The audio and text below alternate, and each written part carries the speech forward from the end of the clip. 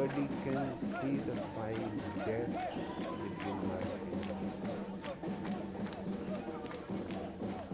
But ordinarily you will not see the gaps, you will see fine fingers. But the gaps are more real. Fingers may come and go, gaps will remain. Between sounds of music, there are gaps of sound.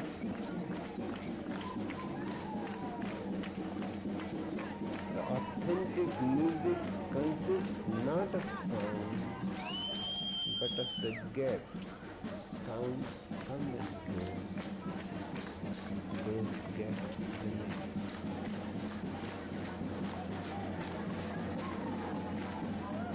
And music can make you aware of those gaps more beautifully than anything else.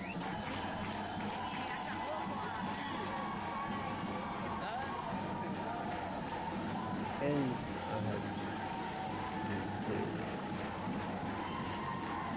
that music comes next to sound.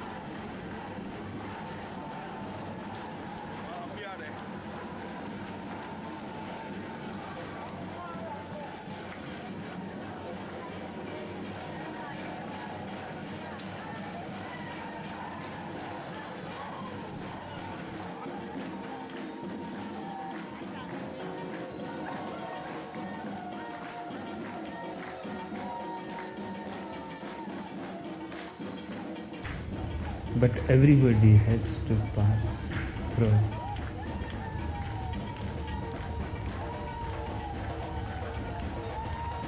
Finally, the difficult stage of death.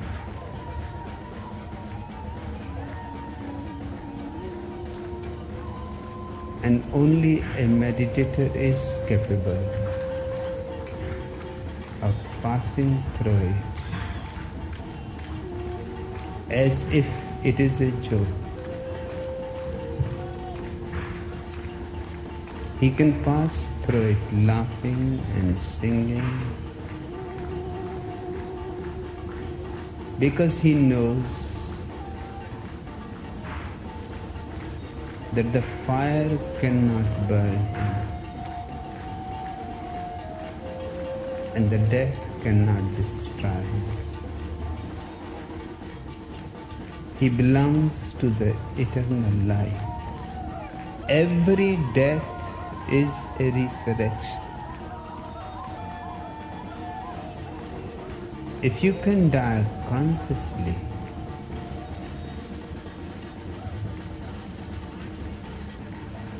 death is only a door into a new life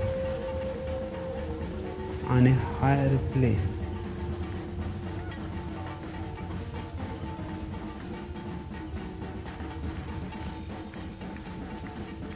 But to die consciously, one has to live consciously.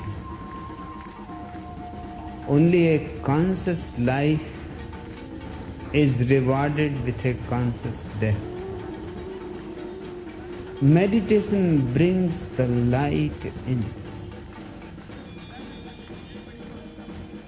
and death is found to be the greatest fiction. It appears only from the outside that somebody is dying. From the inside, nobody has ever died. And that is where your life source is. Birth and death both are small episodes in the eternal stream of consciousness and life.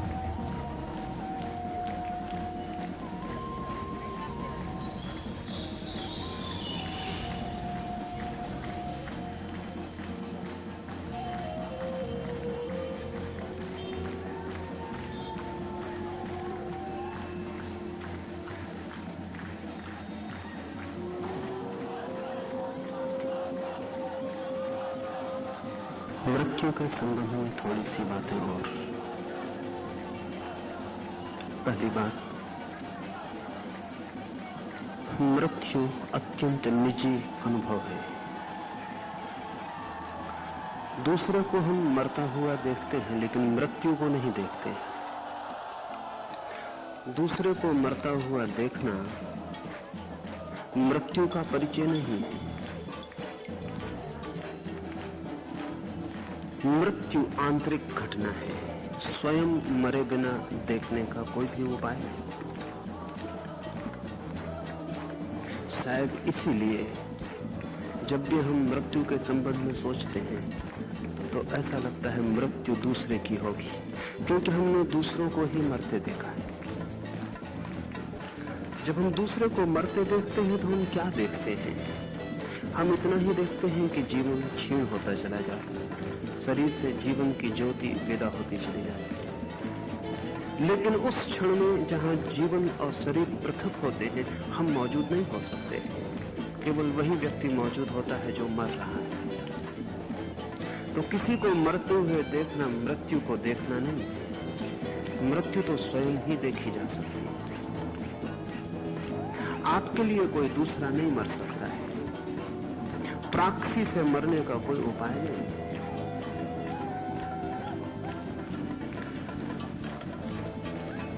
अत्यंत निजी घटना है। उधार मृत्यु का अनुभव नहीं हो सकता, और हमारा सब अनुभव उधार है। हमने सदा दूसरों को मरते हुए देखा है। शायद इसीलिए मृत्यु का जो आघात हमारे ऊपर पड़ना चाहिए वो नहीं पड़ता है, उसकी गहराई हमारे ख्याल में नहीं आती। क्या जीवन में कोई और भी ऐसा अनुभव है जो मृत्यु जैसा हो? एक अनुभव है, लेकिन एक बार की ख्याल भी ना आए कि उसका और मृत्यु से कोई संबंध हो सकता। वो अनुभव है प्रेम। प्रेम और मृत्यु बड़े एक से अनुभव है। फिर तीसरा कोई भी अनुभव ऐसा नहीं। आपके लिए सांस भी दूसरा आदमी ले सकता है। आपका हृदय भी जरूरी नहीं कि आपका ही धड़के, दूसरे का भी आपके लिए धड़क सकता है। आपका हृदय पूरा अलग कर दिया जाए और दूसरे के हृदय से जोड़ दिया जाए तो भी आप जीवित रह लेंगे। खून भी दूसरे का आपकी नाड़ियों में बह सकता है। श्वास भी यंत्र आपके लिए ले सकता है, लेकिन प्रेम आपके लिए कोई दूसरा नहीं कर सकता है। प्रेम अत्यंत निजी अनुभव है। मृत्यु और प्रेम बड़े संयुक्त थे। इसलिए जिन लोगों ने प्रेम के संबंध में गहराई से सोचा है, उन्हें मृत्यु के संबंध में भी सोचना पड़ा, और जिन्होंने मृत्यु की खोजबीन की है, वे अंततः प्रेम के रहस्य में भी प्रवेश किए। कुछ बातें हमारे अनुभव में भी हैं जिन्होंने बहुत नहीं सोचा होगा। जैसे जो आदमी प्रेम से डरता है वो मृत्यु से भी डरेगा। जो आदमी मृत्यु से डरता है वो कभी प्रेम में नहीं पड़ेगा। जो व्यक्ति प्रेम के गहराई में उतर गया है, मृत्यु के प्रति बिल्कुल अभय हो जाता है। इसलिए प्रेमी निश्चिंतता से मर सकते हैं। प्रेमी को मृत्यु में कोई भय नहीं रह जाता, लेकिन जिसने कभी प्रेम न किया हो वो मृत्यु से बहुत डरेगा। तब एक दुष्ट चक्र निर्मित होता है, एक विशिष्ट सर्किल बन जाता है। मृत्यु से डरता है इसलिए प्रेम में भी नहीं उतरता, क्योंकि प्रेम का अनुभव भी गहरे में मृत्यु का ही अनुभव है। जब तक कोई पूरी तरह मिटता नहीं, तब तक प्रेम का जन्म भी नहीं होता। इसलिए प्रेम एक आध्यात्मिक अर्थों में मृत्यु है। प्रेम वही कर सकता है जो अपने को मिटा लेने को राजी हो। जब तक कोई इतना नहीं मिट जाता कि बचे ही नहीं, तब तक प्रेम का फूल नहीं खिलता।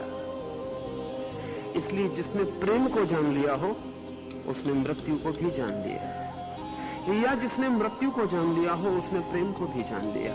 प्रेम और मृत्यु बड़ी संयुक्त घटनाएं, गहरे आंतरिक तल पर वे एक ही चीज के दो रूप हैं। ये बहुत हैरानी की बात है, लेकिन विचारणीय है। मृत्यु तो हम जब मरेंगे तब होगी। दूसरे को मरते देखकर हम मृत्यु का कोई अनुभव नहीं कर सकते। खुद मरेंगे तभी अनुभव होगा। लेकिन एक उपाय है प्रेम, जिससे हम मृत्यु का अनुभव आज भी कर सकते हैं। फिर प्रेम का ही और विराट रूप है प्रार्थना। फिर प्रेम का ही सार अंश है ध्यान। वे सब मृत्यु के रूप हैं। हिंदू शास्त्रों ने तो कहा है कि गुरु मृत्यु है।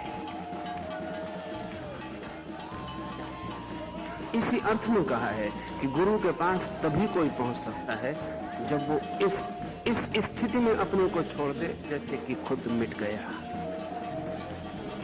और अगर गुरु के पास मृत्यु घटित न हो तो गुरु से कोई संबंध नहीं जुड़ता। श्रद्धा भी मृत्यु है, वो प्रेम का ही एक रूप है। ये मृत्यु तो जीवन के अंत में आएगी, जिसे हम दूसरों में घटते देखते हैं, लेकिन प्रेम आज भी घट सकता है। प्रार्थना आज भी हो सकती है, ध्यान में आज भी प्रवेश हो सकता है। जो लोग ध्यान में प्रवेश कर जाते हैं, मृत्यु का भय मिट जाता है। सिर्फ ध्यान ही मृत्यु के बाहर हो जाता है, जैसे प्रेमी बाहर हो जाता है। क्यों? इसलिए नहीं कि ध्यान के द्वारा मृत्यु पर विजय हो जाती है, इसलिए भी नहीं कि प्रेम के द्वारा मृत्यु पर विजय हो जाती है, बल्कि इसलिए कि जो प्रेम में मर के देख लेता है वो जान जाता है कि जो मरता है वो मैं नहीं हूं। ध्यान में जो मर के देख लेता है वो जान जाता है कि जो मरता है वो मेरी परिधि है, मेरी देह है, मेरा आवरण है, मैं नहीं हूं। मृत्यु से गुजरकर जाना जाता है कि मेरे भीतर कोई अमृत भी है। इस अमृत के बोध से मृत्यु नहीं मिटती। मृत्यु तो घटेगी ही, महावीर को भी घटेगी, कृष्ण को भी घटेगी और बुद्ध को भी घटेगी। मृत्यु तो घटेगी ही, लेकिन तब ये मृत्यु केवल दूसरों के लिए होगी। दूसरे देखेंगे कि महावीर मर गए और महावीर जानते रहेंगे कि वो नहीं मर रहे। भीतर कोई मृत्यु घटित नहीं होगी। तब मृत्यु बाहरी घटना हो जाएगी, खुद के लिए भी। ऐसा अनुभव न हो पाए तो जीवन व्यर्थ गया।